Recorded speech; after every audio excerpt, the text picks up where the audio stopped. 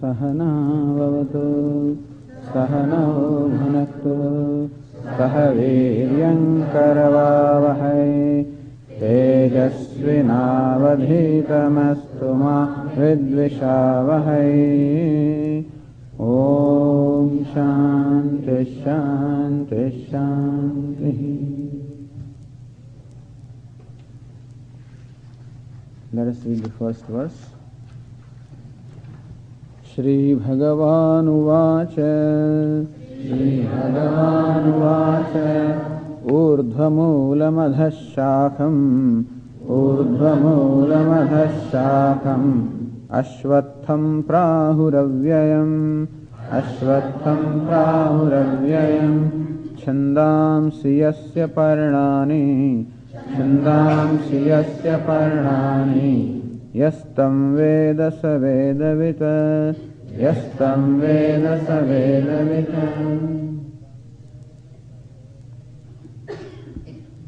Sri Bhagavan Vacha, the Blessed Lord said, Ashwatham Prahu Avyayam. They say that there is this Ashwatha people tree, Avyayam, which is indeclinable, imperishable. And yesterday we discussed, it's I want to know whether it's there or not. We talked about the tree, how a tree is called vruksham, vrukshaha in Sanskrit. And this word vruksha is derived from the root vrasth, in the sense of chedanam, in the sense of cutting asunder, in the sense of felling. So vrukshaha is that which can be cut, which can be felled. So in that sense, inasmuch as the samsara is, yesterday as we discussed, what we call samsara is, as far as we are concerned, because the whole universe can also be called samsara, but primarily that is what we call the Ishvara Srishti, the creation of God.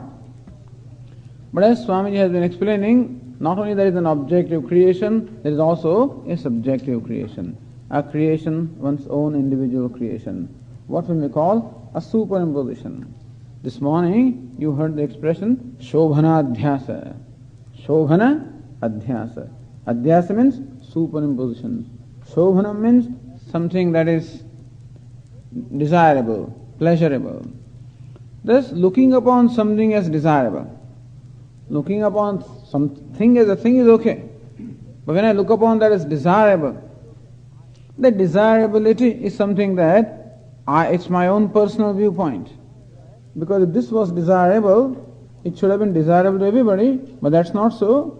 I find it desirable to me, any given thing, a given person. I find desirable to me at a given time, at a given point, but that is not so with everybody.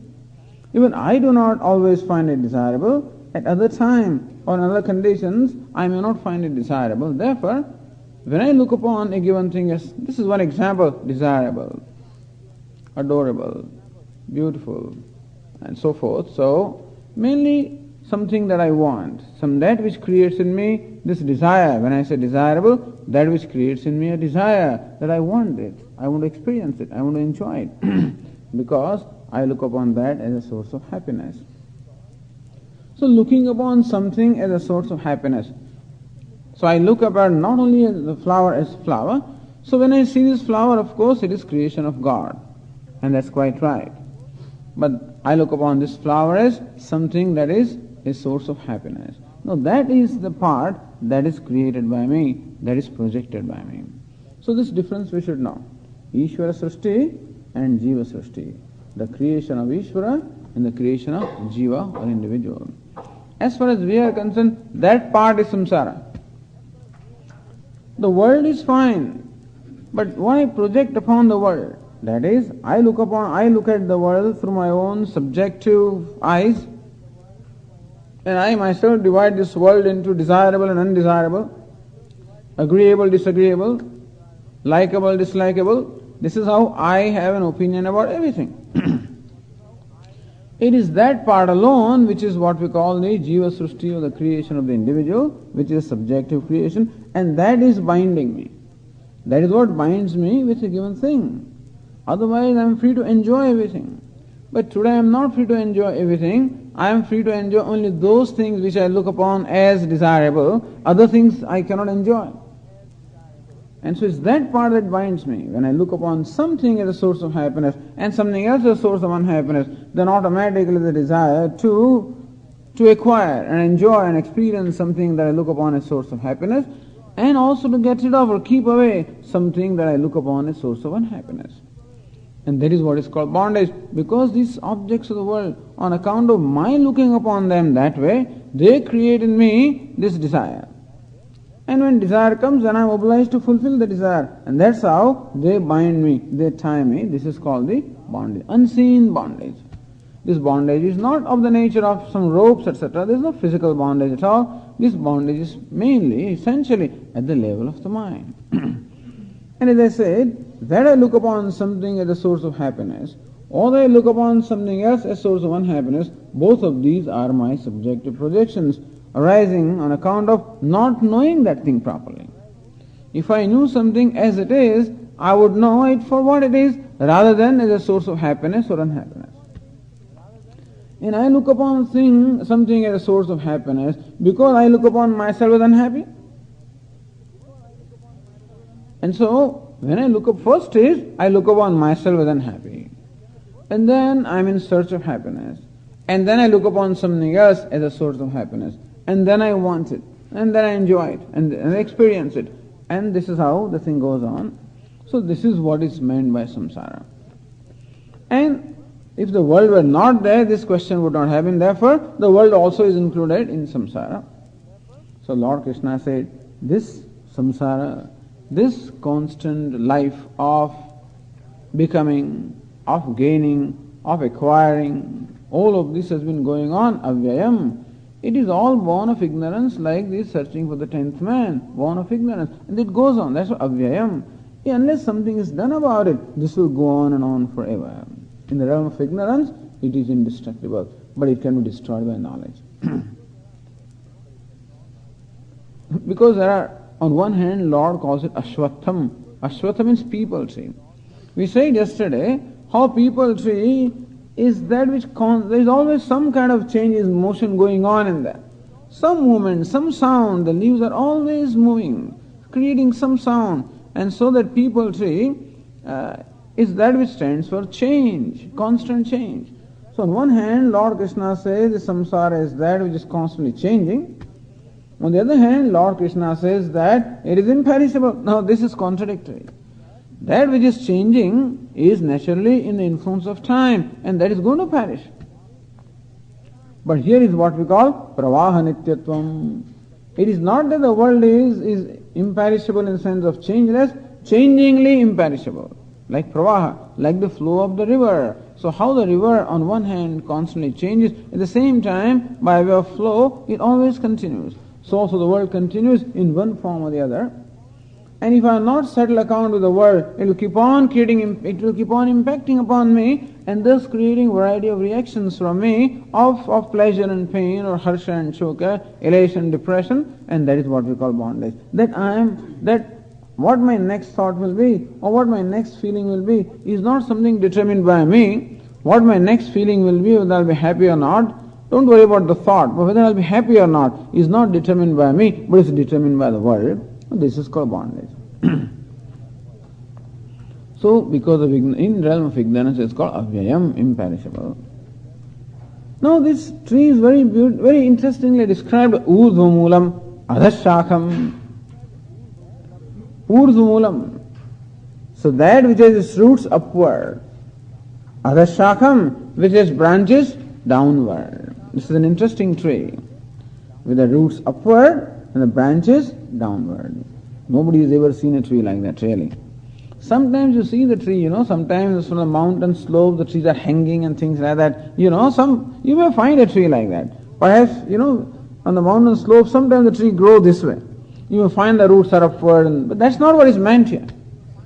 It's not meant in a physical sense that the roots are upward, because tree has its roots downward always and branches upward. That's how the tree normally is. But here Lord Krishna says, this is the tree of samsara having its roots upward. Whereas the word up is not meant in a physical sense, not meant in a sense of spatially upward with reference to space, but we use this word up and down also in terms of the status. So in terms of the status, in terms of power, a person who enjoys more power, let's say in an organization, is always said to be higher up. So the orders come from higher up to those who are lower down. Even though in a corporate building, the higher ups may be sitting on the second floor and the lower downs may be sitting on the 14th floor, it's quite possible. And still they say, this is from the order from the higher up. So where there we use this expression up or the word up in the sense of the position or the status. So here also when it said urdhvamulam, that this tree of samsara, this universe, has its root urdhvam, upwards. Upwards not so much in the sense of space, in the sense of status. Root means the cause, the very essence. That even though we see this whole universe is limited by time, limited by place, constantly changing, perishable, and what they would say in Vedanta, drashta nashta svabhavaha, it is destroying or it's changing even as we see, and still its root, its source, its cause, its truth is urdhvam, uparivartamanam, that which is something that is limitless. So the truth or the cause of this world which is limited is limitless. Urdhvamulam adhashakam, and from this root which is higher up there, which is limitless, one without a second. You heard this in the earlier classes, in the earlier camps, let us say. Sadeva somme idamagrasid ekameva dvidiyam. In Chandogya Upanishad, the teacher is teaching the disciple, says, Hey Shvetaketu, good looking one, pleasing one. What it means is Saumya, pleasing one. This universe was, before its creation, this universe was Sat, was Brahman, one without a second. And from that Brahman there is one without a second, which is limitless, the whole universe has come out. So here we are talking about creation. The cause is limitless, the effect is limited. The cause is one, the effect is many. The cause is higher up, the effect is lower. Cause enjoys what we call a higher degree of reality, absolute reality. Whereas the effect enjoys what we call the relative reality. In the Vedantic language we say that the cause is satyam, the effect is mithya. In that sense there is a urdhvamulam. The jagat is mithya. Mithya means it is relative. It enjoys what we call the relative existence, a dependent existence. As every time you hear between the clay and the pot, so how the pot enjoys what we call a relative existence, that the pot is because the clay is. And so pot depends upon the clay for its existence. We say that pot has its root in clay, which is the cause, and clay is that which doesn't perish, doesn't get destroyed. Even when the pot gets destroyed, broken down, the clay does not get broken down. So cause enjoys a degree of reality higher than the effect. In this case, so mrittika ityeva satyam vacharambhanam vikaro namadhayam. It is said how this vikara or product, it has a reality no more than just the name. And mrittika, the cause itself is satyam, or the truth. And so here we are told that of this universe which is mithya, its root, meaning the cause, is Brahman, which is satyam. Urdhvamulam adhashakam. And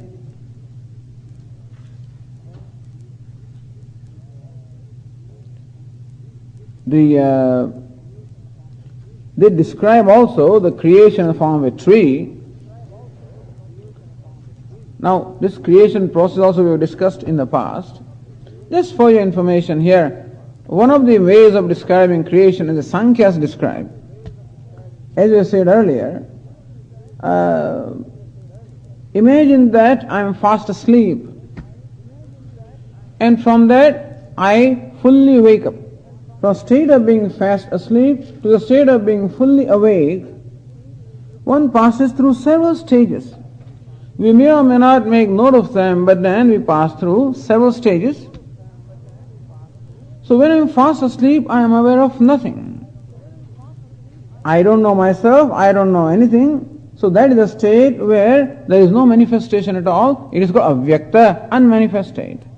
Even my personality is not manifest at all. My personality, my knowledge or my memories, my problems, none of them is manifest. The state of deep sleep is called unmanifest avyakta. That's the causal state. And when I am fully awake, that is the state when I am fully awake, that is the fully effect stage. So from the cause to the effect, several stages take place. When I wake up, first of all, I have what we may call a general awareness, just general awareness.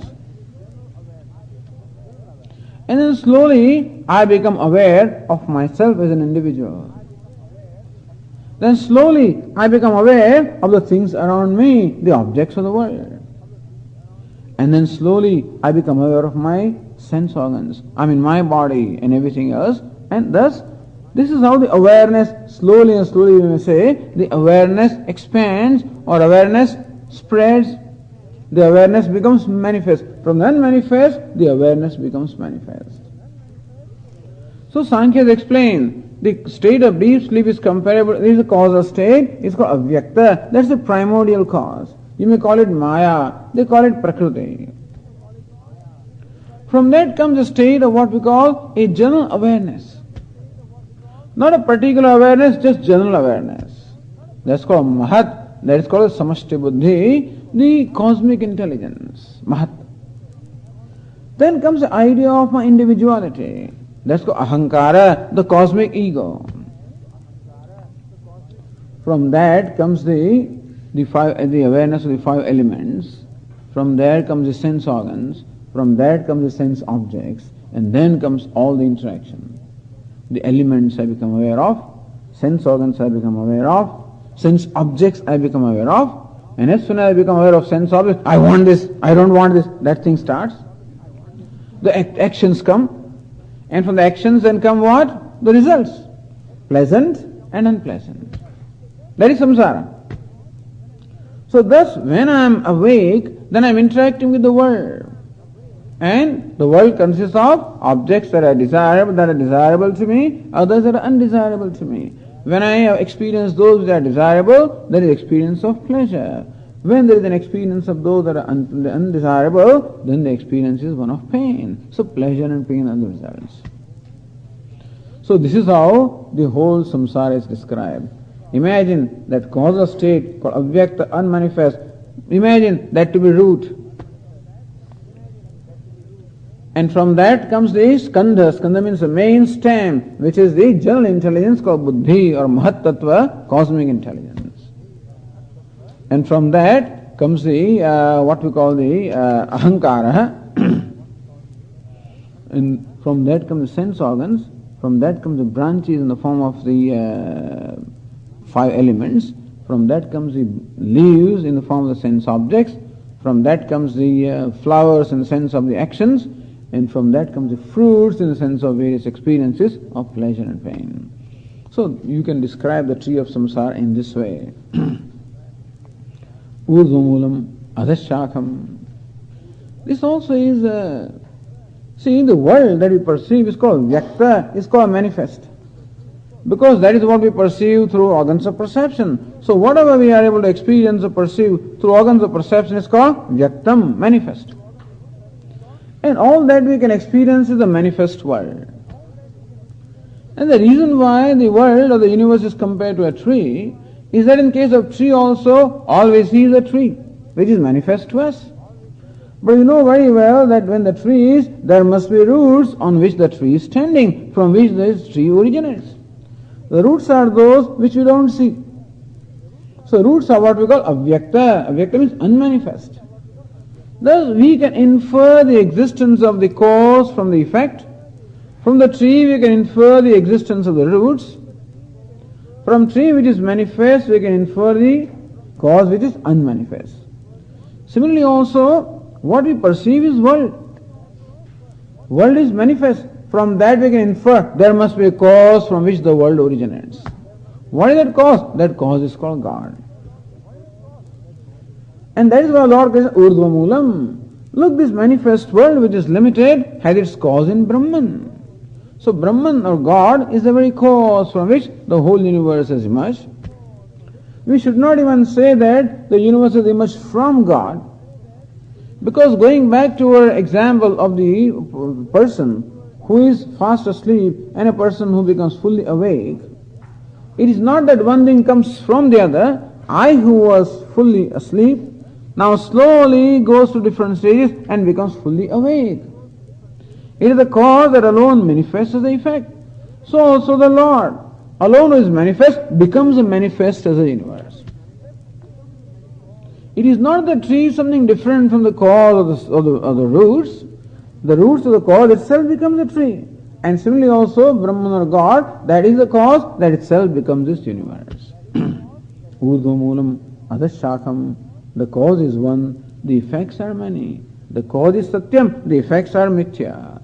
The cause is unmanifest, effects are manifest. That is all that we have to know, really speaking. Most important is not so much the universe. The important is the root of the universe. If you don't know the root, then all this doesn't make sense at all. If you know the root, then everything makes sense, and then alone it makes sense. That's the reason why our investigation of the universe cannot be complete unless we understand what the root of the universe is. Of course, that's what every scientist is trying to understand also, no doubt about that. But what does Vedanta have to say about that? Vedanta says that the root or the cause of this universe is Brahman, which is one without a second, which is limitless, which is the very consciousness, and which is the very self. So that is the cause. And therefore Lord Krishna says, Yastam Veda sa Vedavit. The one who knows this universe along with its cause. That is, one who knows the universe along with the fact that its cause or its very root or its truth is Brahman, the limitless. Vedavita, he knows everything that there is to know. In between, Lord Krishna also said one thing here, Chandam siyasya paranani. Parana means leaf. So this tree of samsara, paranani, the leaves, what are the leaves of this tree? Chandamsi. Chandas means a Veda. Chandamsi, the Vedas are said to be the leaves of this tree of samsara. You know, leaves are those which keep the tree going. Chandamsi. That word chandas is derived from the root chad. Chad has two meanings in the sense of pravaranam and rakshanam. Chad means something that actually that covers it and that hides it. So, chad means to hide, chad means to cover. Chandamsi, those things which hide as well as cover. You know what the leaves do? The leaves do two things. First of all, they cover the tree. At the same time, they also hide all the defects in the tree. In the tree there can be a lot of hollows and a lot of things in there. There could be snakes, all kinds of things can be there in the tree. All those defects are very well hidden by the leaves. So here Lord Krishna says the Vedas are comparable to the leaves of this tree of the universe. That just as the leaves in a conventional tree, they protect the tree. So without the leaves, at least in India, in this country of course the example does not apply, because if you remove all the leaves of a tree, the tree will die. Not here, in fall they all, but I guess in let's say right now, suppose in springtime, when the tree is full of leaves, you remove every leaf from the tree. Perhaps it will not survive. Because of the leaves that the tree is able to suck, the sap from the earth. And that is how the tree gets its life, on account of the leaves. And so leaves are those which actually sustain the trees, which actually protect the tree. At the same time, they keep the tree going. At the same time, they do not let you see all the defects, all the dangers which may be there in the tree, in terms of, as I said, some animals could be there, some insects could be there, and some holes can be there. In the holes also some snakes and things may be living. All of these are very effectively covered by the leaves. So Lord Krishna says the Vedas are in place of the leaves. What does it mean? Why Vedas are meant? The Karma Kanda portion of the Veda. The Veda has two sections. One is Karma Kanda, other is Upanishad or Vedanta. Not the Vedanta. Vedanta is what we are talking about. But the Karma Kanda portion, which talks about lots of karma. And you know what this Karma Kanda portion does is, it not only describes lots of karma, lots of kinds of rituals, at the same time it also tells us, if you perform this ritual, you get this result. You do this, you go to heavens. You do this, you get wealth. You do this, you get rains. You do this, you get name and fame. You do this, and you get progeny. Oh, that's how human beings are attracted. Of course, those days of Vedas, these days is something else. All these commercials, Medicine Avenue, whatever you call it. The idea is that all these commercials, all this marketing, what does this marketing do is keep on all the time tempting me. When I am tempted at the thing, then I want to have it. I want to enjoy it. And I cannot have it unless I do something about it. I must perform an action because thing doesn't come, just without working for it. So in short, it is karma that keeps on. What we call sakama karma, the actions performed with a desire is what that keeps this tree of samsara going. Because if you did not, let us say that you did not perform an action prompted by desire, let us say, then that is an action that does not bind you because it doesn't produce any result for you. On the other hand, whenever I perform an action with a desire, then it produces a result. The result can be called by me either pleasant or unpleasant, and it will create in me a reaction of either elation or depression. And if I am happy as a result, then I want the result again, so I perform an action to get more of it.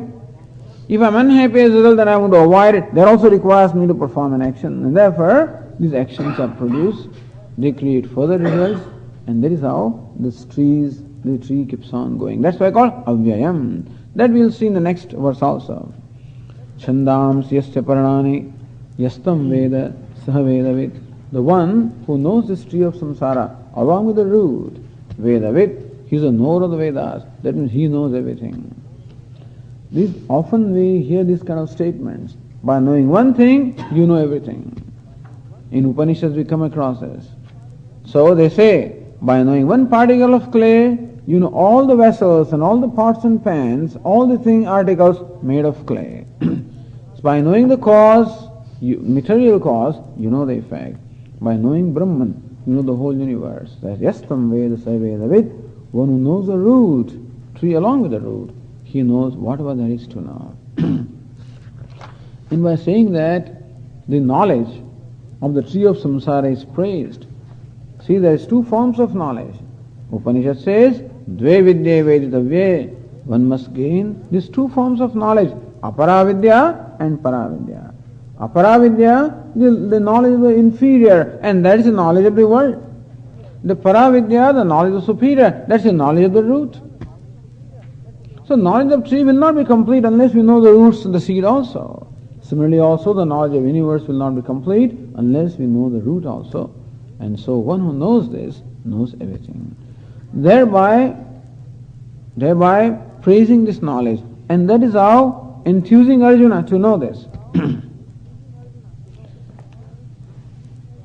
In the second verse, some more description of this tree of samsara is given.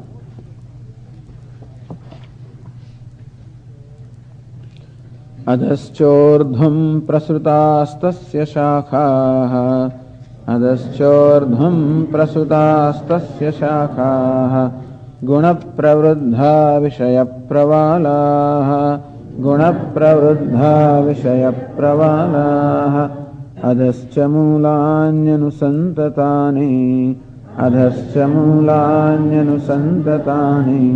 Karmanubandhini manushya loke.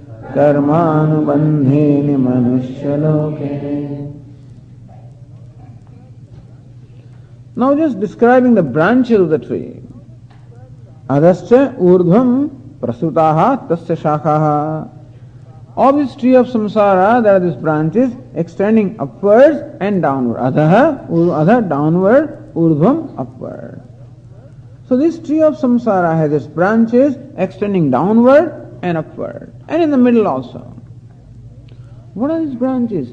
These branches are nothing but the various embodiments. They say in the scriptures that there are 8.4 million varieties of species or embodiments in which a soul can actually transmigrate. So that's the possibility one has. One can say that when this fellow departs at the death of this body, then he has a whole huge supermarket of all kinds of dresses, 84 lakhs of dresses. You know how many? 8.4 million kinds of dresses are there. You can get whatever you want.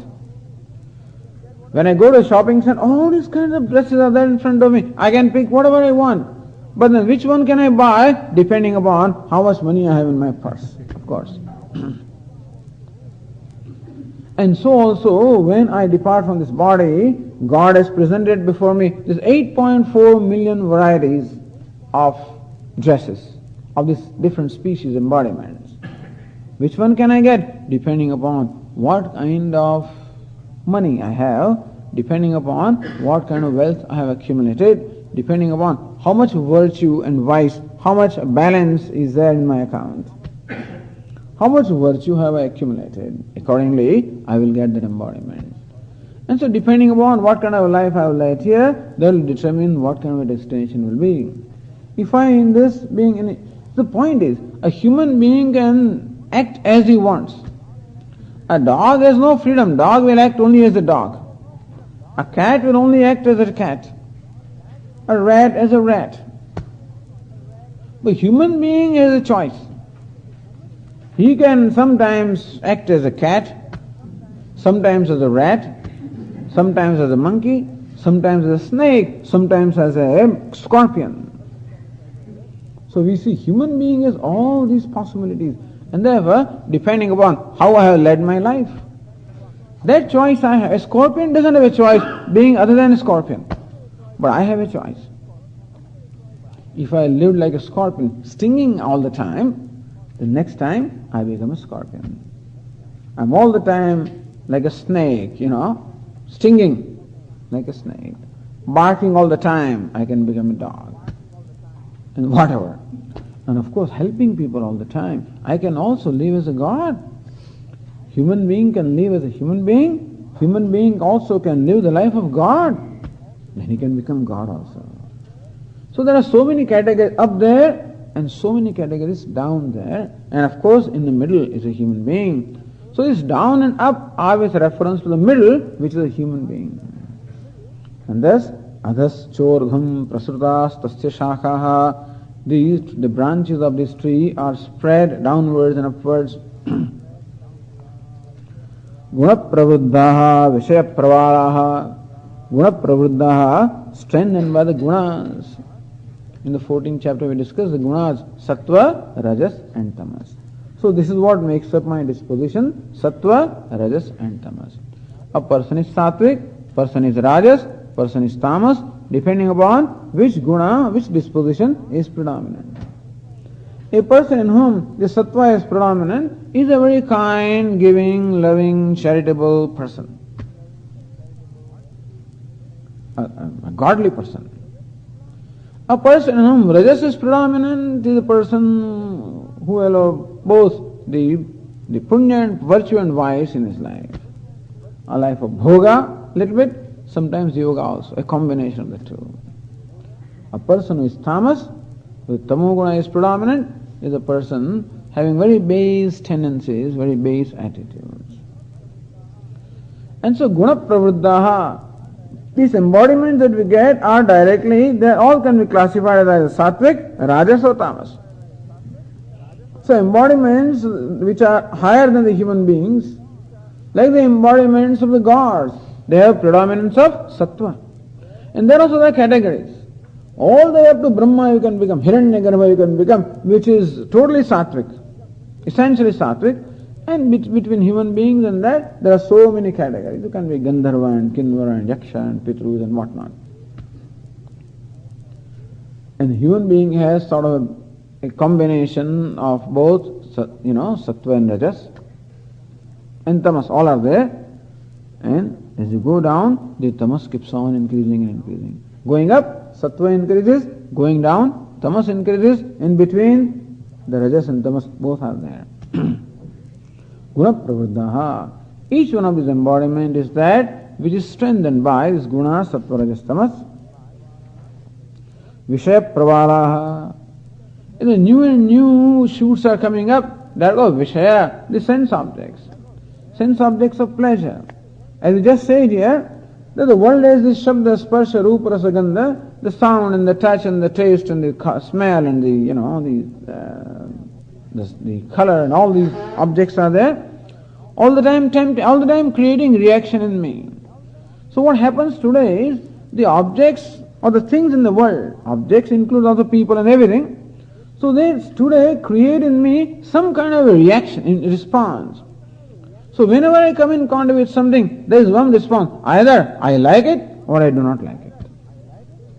So today my relationship with the objects and things of the world is characterized by what we call raga and dvesha, likes and dislikes, attachment and aversion. And therefore you have to see, if there was a hidden camera, all the time, focused upon my face, and if that camera could take the picture of my face every time I come in contact with different people, it would be a very interesting thing, Depending upon who I come in contact, my expressions will change. You have to hear sometimes the people. Every time I say this, I remember one of the managers we are in some ashram, someplace. And so manager is a very important person, and he has to talk to different kinds of people. Devotees are there, customers are there, suppliers are there, trustees are there, swamis are there, And this person was somewhat rather rough and harsh, and then so generally, who is speaking? Who is there? That's how he'll normally begin. When he picks up the telephone, yes, who is talking? Then next sentence will be interesting. All of this, yes sir, yes sir. When he says, then you know that there is a trustee on the other end. Who is on the other end, you can see from the way he talks from this end, Because everybody invokes from a different kind of response. Certain people invoke the response wherein he is happy. Some people invoke the response where he is unhappy. Some people make him angry. Some people make him... There are different kind of, different emotions that are invoked. Similarly, how the world, objects of the world invoke different kinds of emotions from me, and thus I react differently. And all these emotions can be classified as raga and dvesha, likes and dislikes, attachment and aversion. And both of them create in me a desire. When I like something, there is a desire to have it, keep it, experience it, enjoy it, contact it. When I dislike something, I want to keep it away, I want to avoid. And both of these call for action. So, raga, dvesha, they create in me the desires, and desires again create actions. Action is successful or unsuccessful. Action is successful, I am happy. Unsuccessful, unhappy. So again a reaction of happiness, unhappiness. That again creates raga and dvesha. That again creates a desire, that again creates action, and that's how this whole chain is going on. That's why Lord Krishna said, the tree is avyayam, imperishable. So Lord Krishna says, adhascha mulani anusantatani. The main root is there, then secondary roots are coming. Adhascha mulani anusantatani, and the roots which are followed by actions. So there are the secondary roots. The primary root is no doubt, we said, ignorance is the primary root. Avyaktam, the maya, the ignorance, is the primary root from which the whole samsara comes. From the ignorance, the secondary roots come. The ignorance creates in me a sense of limitation. The limitation creates in me a sense of insecurity and unhappiness. That creates in me these attachments and aversions. And those in turn create in me the actions. And they create again the result. You see the whole chain you have to see. How this samsara goes on, we can just trace it like this.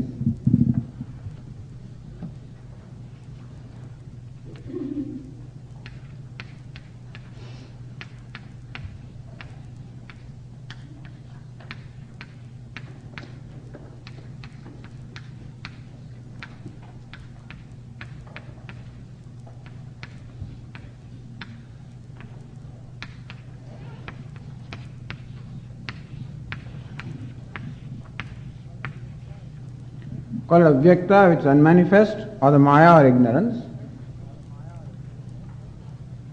then that creates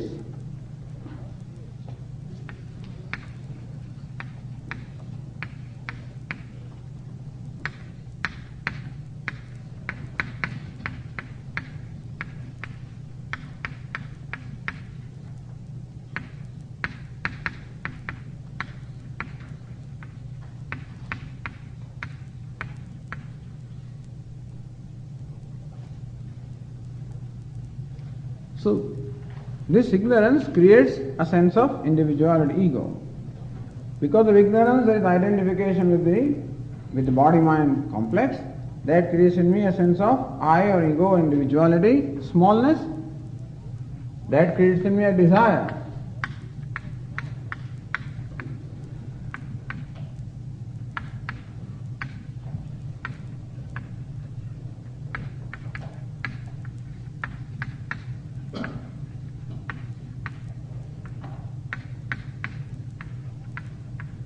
A smallness, a sense of limitation, like something that I cannot stand, and therefore there is a desire to become free from the sense of limitation, free from sense of smallness. Now this creates a projection.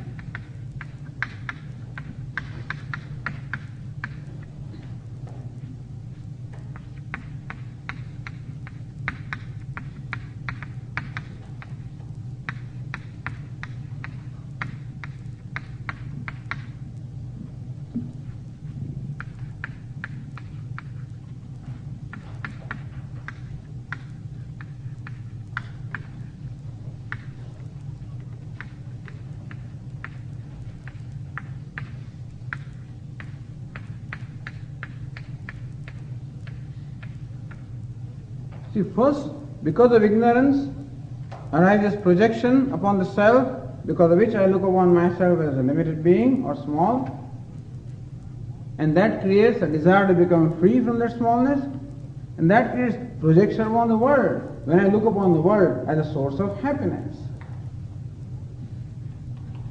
You can call it desire or call it urge, whatever.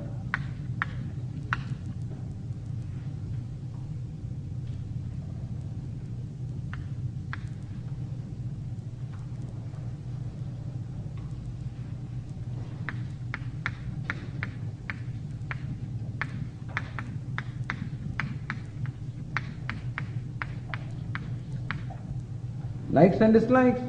Those which look are the source of happiness, likes for them. Those which I look upon as source of unhappiness, dislike for them. That creates a desire. When I like something, desire to acquire. When I dislike something, desire to get rid of.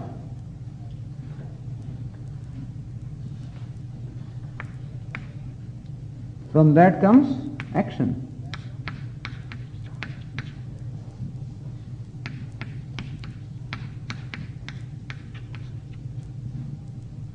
Because desire I cannot live it, I must do something about it.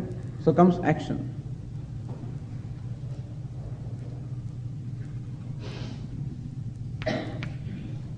Action creates a result or reaction. Naturally, action is going to create the result. What karma is going to create karma phala? That creates reaction.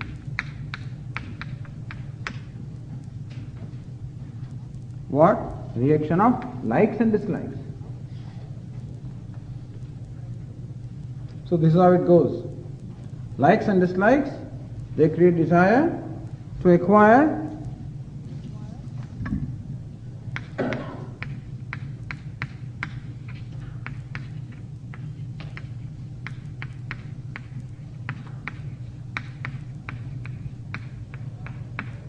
To acquire or give up, that creates action, that creates result, that creates reaction of likes and dislikes. So you can see this is called the loop, and that's how it goes on. And that's why if Lord Krishna said that this whole process is just imperishable in the sense that it's unending, not called imperishable, but unending process. unless we recognize what is happening to us. That's what it is saying. Now all these reactions will go on from one life to the other naturally. Because even when I am tendency for like a tendency to project. So I am born with tendency to project upon myself that I am born, I am immortal, I am ignorant, I am small, I am helpless. Again, tendency to look upon the world as source of security, source of happiness. Thus likes and dislikes, desires, perform variety of actions, they produce results, they produce further reactions, success or failure. Again, likes and dislikes. And you see, every time I can't be, when I perform actions, very often my emotions take over me. Sometimes I may be too much attracted, too much repelled, and sometimes I cannot dot every I and cross every T. I might perhaps take liberty, and I might do things that are not right, that is adharma. So my actions will be of the nature of dharma and adharma, or virtue.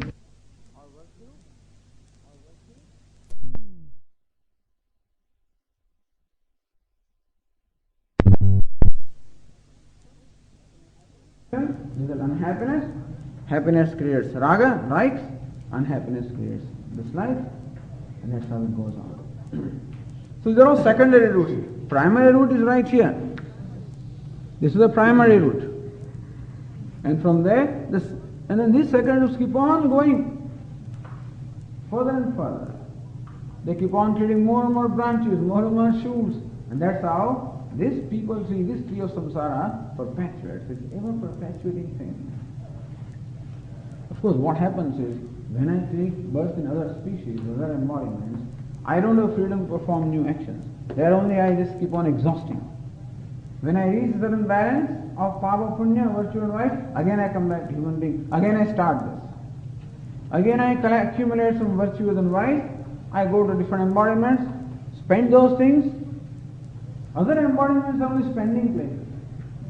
Either prison where I spend something, in terms of whatever, or it can be holiday home. So virtue takes me to holiday home where I spend away my virtues.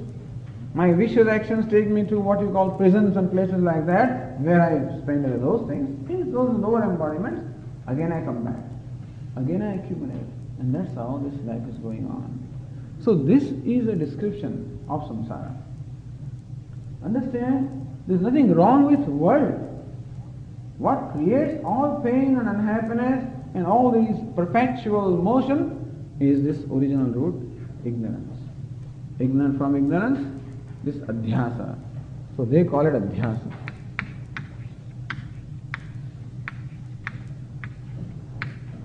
This they call avarana.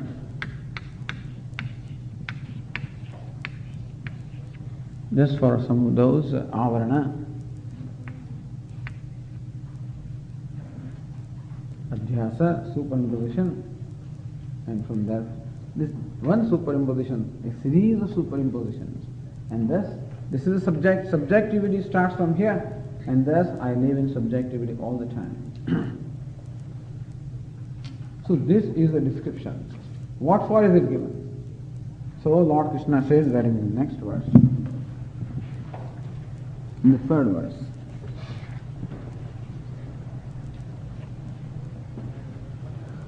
न रूपमस्येह तथोपलभ्यते न रूपमस्येह तथोपलभ्यते नान्तो न चादिर्न च सम्प्रतिष्ठा नान्तो न चादिर्न च सम्प्रतिष्ठा अश्वत्थमेनं सुविरूढमूलम् अश्वत्थमेनं सुविरूढमूलम् असङ्गशस्त्रेण दृढेन छित्त्वा असंगशस्त्रेण दृढेन छित्त्वा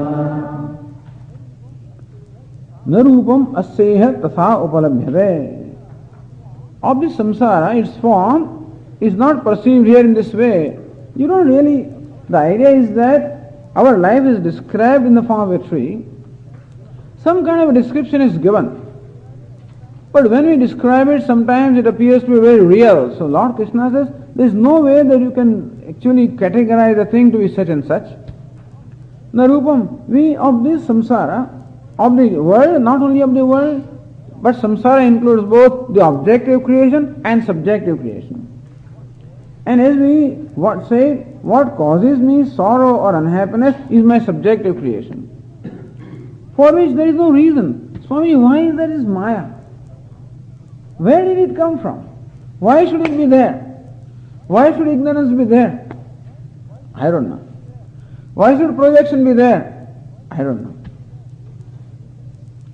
If you knew that, then of course it would not be there, understand? If ignorance, why is ignorance there? If you knew that ignorance would not be there, is it not so? This 10th man, this fellow is searching for the time. Why? How come he doesn't know he is 10th man?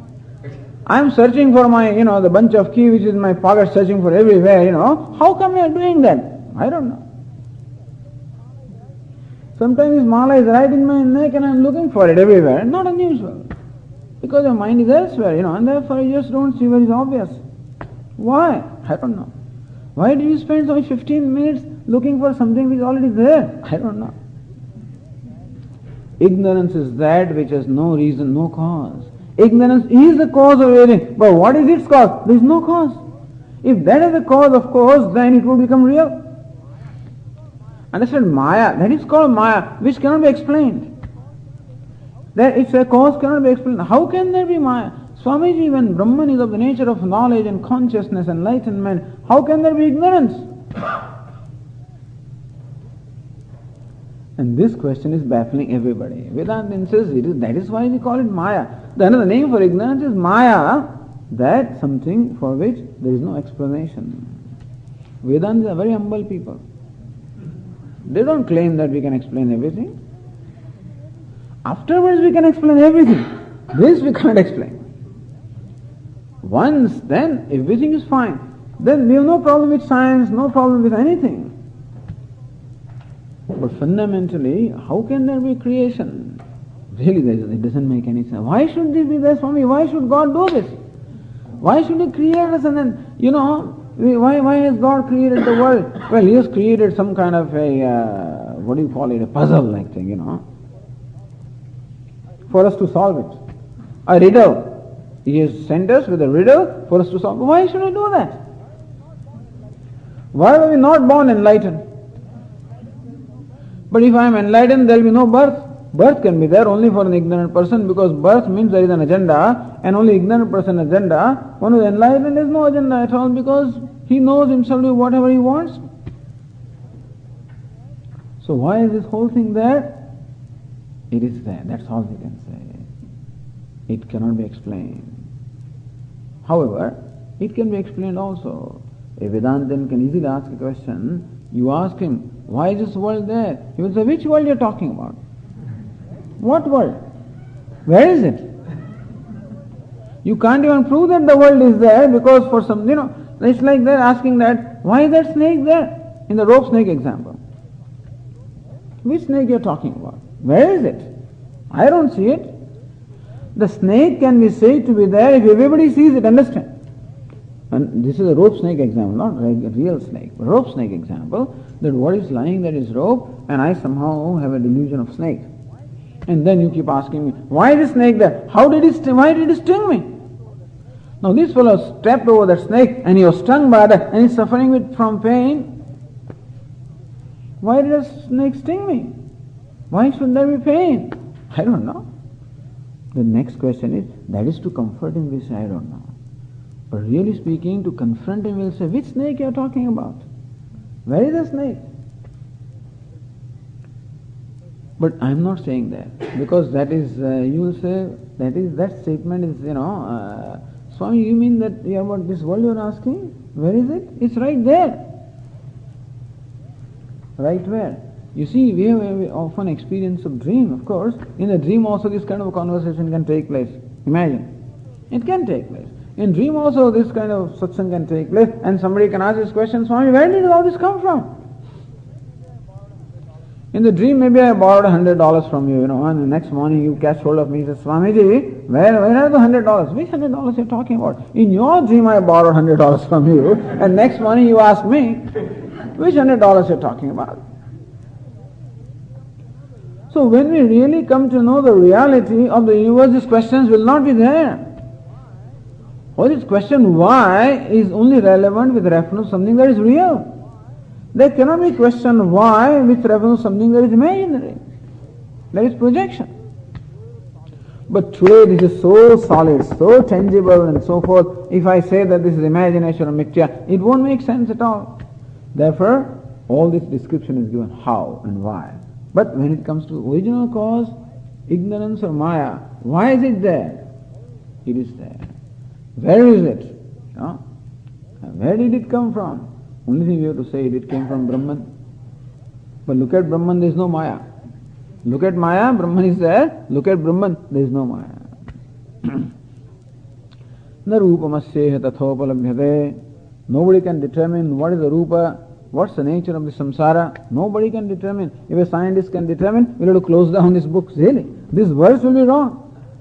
If tomorrow or after 100 years or million years after that, if somebody can tell us that this is how the root cause of the world is, that this is the fundamental mathematical equation that can explain the world, if they can say that, then we have to question Lord Krishna. But nobody can tell us. As the other day, this person asked me, Swamiji, what is the mathematical relationship between the rope and the snake? There is no relationship. There would be relationship if there was a real snake, yes. There is no relationship. Therefore, whatever is the reality of the rope, in the rope snake example, is similar to the reality of this universe. And therefore, there cannot be any finality about it. There is a sutra in Brahma Sutra, Tarko apratishtaha. All this is saying generally that tarka, as far as reasoning is concerned, it has no pratishtha, it has no finality. You can never arrive at the truth by reason. This is what the sages have said. What a scientist is trying, which is rightly he is trying, and that's how he should try also, he is trying to arrive at the truth by reason. Our sages have said, you can never arrive at the truth by reason. The only way to learn about the truth is only from the scriptures. Then it makes sense.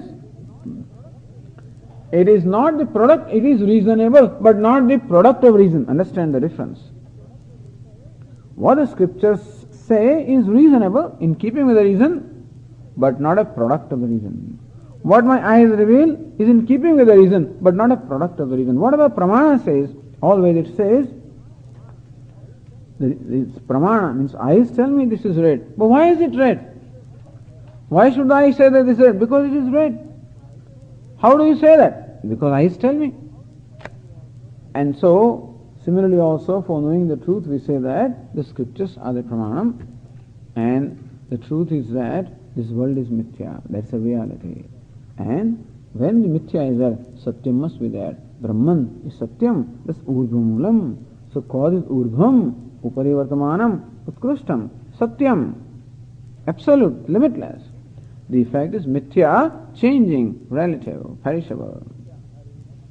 So for the mithya, narupamasyeha tathopalabhyate, you cannot determine what is its form, what is the nature of this thing. Nanto nachadir nacha sampratishtha. There is no anta. When will this come to an end, Swamiji? When did it all begin? There's another question. But when did this begin? But before it all began, what was there? There is no adihi. That's what is nan adihi. There is no beginning. There is no beginning. When will it end? Na antaha. It will never end also. This will go on. Nacha sampratishtha. Where is the middle? There is no middle. Middle can be there when you know the beginning and the end. There is no middle also. Middle means what it is now also cannot be determined. Why are we told all these things? So Lord Krishna says, forget about this. If you think that you can determine the beginning, an end, and the middle, and the truth, you cannot. So stop struggling with this. Stop struggling with it, and then go to the cause. Stop struggling with that which is mithya, or that which cannot be determined, and rather than that, go to the very root cause, which is satyam. That's the purpose of describing this tree of samsara. Ashwatthameram suvirudhamulam. In this manner, this ashwattham, this tree of samsara, the people tree, suvirudhamulam, its roots are well developed. Roots are deep and well developed. So, in the realm of ignorance, as I said, Every time this loop happens, the roots keep on spreading further, and this is going on not from this lifetime, it is going on from the time beginningless. You imagine how far the roots must have spread. This peepal tree is like that. Nobody plants this peepal tree close to their house. You should not do that. It's a holy tree, by the way. We told about people yesterday that very often people believe that there is a ghost lives on the tree because it makes that kind of a sound. Nobody goes there at night. At the same time, that tree is worshipped also. It is said that the Brahma is in the root of the tree, and Vishnu is in the middle of the tree, and Rudra is in the top of the tree, and so women worship that tree also when they want progeny, and they go around, and you've seen. Otherwise also the tree is worshipped. It's a holy ficus tree. Ficus religiosa, they call it. It's a holy tree. But then you better keep it away. You know why? Because its roots, they just go spread 10, 20, 30, 40, 50 feet. And just because it is a holy tree, therefore you plant it close to your house, it will break up, it will get into the foundations and create cracks. Because that's how the roots are. They keep spreading. So also samsara, history of samsara, has its root well developed and very much spread. This is how up to this point, these 2.5 verses are the description of the tree of samsara. 2 3/4 of the verses. Then what we should do is what follows from here. We'll discuss that in the afternoon. Om Purnamadah Purnamidam Purnat Purnamudachyate Purnasya Purnamadaya Purnameva Vashishyate. Om Shanti Shanti Shanti. Shankaram Shankaracharyam Keshavam Badarayanam Sutra Bhashya Krutau Vande Bhagavantau Punah Punah Ishvaro Gururatmeri Murti Bheda Vibhagine Vyomavadvyapta Dehaya Dakshinamurtaye Namaha. Om Shanti Shanti Shanti. Hari Om. Shri Gurubhyo Namaha. Hari Om.